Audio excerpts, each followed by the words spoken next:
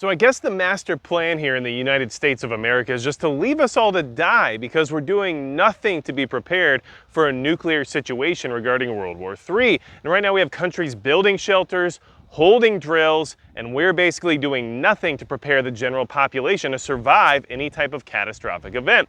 So we have Romania building bomb shelters close to the Ukrainian border right now due to some intrusions by Russian drones and some other things that have been happening over there, and their thought process is, well, the people are afraid of what might happen, so we're going to start building them some shelters. We also have countries like Finland who share a border with Russia who just counted how many shelters they had recently, and they've been building them since the 1950s, and guess what? Turns out they have 50,500 shelters ready to go for their civilian population. And then you want to look at somewhere like South Korea, who just held their first nationwide air raid drill in 6 years, where they had the entire population of Seoul go underground and hide from a possible nuclear event from North Korea. And what are we doing here? What is the USA doing here? Well, I can tell you a couple of things.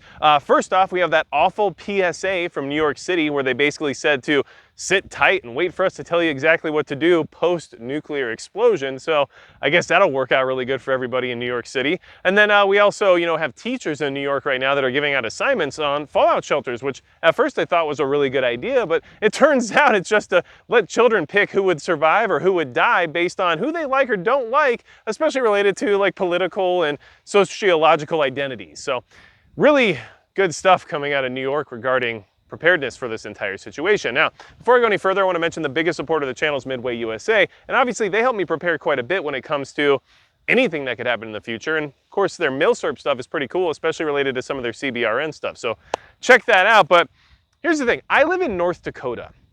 We are literally the bullet sponge of the country when it comes to anticipation of a preemptive nuclear strike, because we have so many Minuteman missile silos all over the state.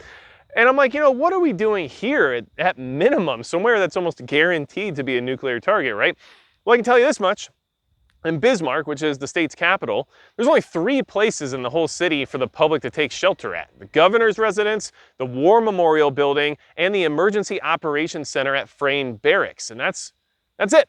That's all there is for the public. And even though we know that this state is literally a sacrificial lamb for the entire country when it comes to a nuclear attack from, I don't know, Russia or China, that's all they got in Bismarck, let alone the rest of the state. In fact, the entire state has like nothing to offer at all. And if you look at the nuclear target map that's been produced over the last, 60 years, yeah, you can see just how many nuclear targets there are here in my state. And don't worry, I don't live necessarily right underneath some of those targets, but I'm too close for comfort, I'll tell you that much. And I called around and I tried to check to figure out, hey, we're the United States. We care about our people, right? It's a country by the people, for the people. That's what we're told. And we should probably be doing something to prepare for this inevitability. If Romania is doing it, Finland's doing it, South Korea is doing it, everybody else is doing it. I mean, even Germany was dusting off some of their old bunkers. And what are we up to? Well, I can tell you by calling around and by talking to local municipalities, most of the people who work in these municipalities at this point in time literally don't even know if they have fallout shelters or not. Or they know that the one that they used to have is no longer functional or completely dilapidated. These are just completely decommissioned at this point, and most of the local, people who work for local government are unaware of whether or not they even exist. Like, they have no idea whether or not they do or don't exist. They don't know where they are if they do exist, and if they do exist, they're not sure in what status they're in. So we're doing nothing. We're doing literally nothing when it comes to minimum protection levels for United States citizens here when it comes to a nuclear attack. And this is why you gotta be prepared and be ready to take care of things on your own, because you literally have nowhere else to go, because this country, as of right now, has decided that we're just too comfortable. We're just a little bit too impenetrable for this to be a real issue. So we're not gonna invest in any of it. We have all these other things we're concerned about, like ESG and everything else, right? But we're not going to, do the bare minimum and reopen fallout shelters that already exist. We're not gonna do anything to refurbish them or make sure they're operational. We're just gonna hope for the best, actually, is the best thing we can do here in the United States. Whereas countries like Romania are literally building shelters, not even for the potential nuclear attack, but even just because of bombings and rogue drones that keep showing up over the border. So yeah, I'm a little upset about it. And I think here's a solution for you in case you're trying to figure out what you can do about it besides digging a giant hole, which is kind of why I'm over here right now. I'm contacting my local representatives. I know that might sound crazy, right? But I'm just contacting people around my area just to say, hey, here's what's happening in the world right now.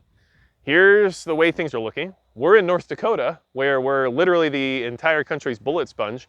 And I think it would be a good idea for us to at least understand what our capabilities are when it comes to accessing these shelters, what status they're currently in, and whether or not there's any expansion programs available to build more, or at least at the minimum refurbish the ones that currently exist. We'll see what happens, but I mean, that's the best I can do. I mean, I got to figure out my own stuff, don't get me wrong. Like, I know we got to take care of ourselves, but I think just as a country, it would be good for us to have a little bit more community in the sense of making sure that the majority of our population survives, if possible. I mean, that's a bare minimum if you ask me. So do what you can do on your side too. First off, find out, do you have any shelters around? Especially if you live in states like Montana or South Dakota or Wyoming or Nebraska, Missouri, any of these states that have these nuclear installations, you should probably be finding out whether or not there's any publicly available shelters, just in case. Look, you might have a bunker at your house, but what if you're in town picking up groceries or doing who knows what the time that this all happens? Are you gonna make it back home? Or is it better to get into that public shelter you know exists and at least be protected from fallout for that time being? I don't know. But these are considerations we need to be making now because of how crazy everything's getting out there. And our country doesn't seem to want to invest any time, effort, or energy into making sure we're gonna be okay. So I would call around, I would push some of your local representatives to see if there's any options there, see if there's anything else I can do in the sense of making some of this actually realistically available to the public. And then at the most obvious choice is to get your own deal figured out, because nobody in this country is coming to save you apparently. They're not even willing to invest in any protective measures now when we know exactly what's on the table and we keep poking that bear. So just wanted to get this out of the way, let everybody know exactly how I feel about it and what it is I'm trying to figure out when it comes to it. If you need anything else from me, go to magicprepper.com. If you want to support the channel in a different way, Subscribe Star is a good way to do it. It's $5 a month. We have preparedness incentives that I send out every month, and it's just a good way to communicate with other like-minded people. And then we also, have some really good affiliates and sponsors. So I'll leave a link to that on my website down below in case you want to see who I work with and what kind of discount codes might be available to you there, but which there are quite a few, to be honest. But either way, this is just a weird place for us to be right now, right? So do what you can, find out what's available to you, and understand that every other country around the world seems to be taking these threats seriously and doing something about trying to get their populations ready, except for the United States, because I guess we're just too good, right? And that concerns me. It really does. That's going to be it for Magic Prepper.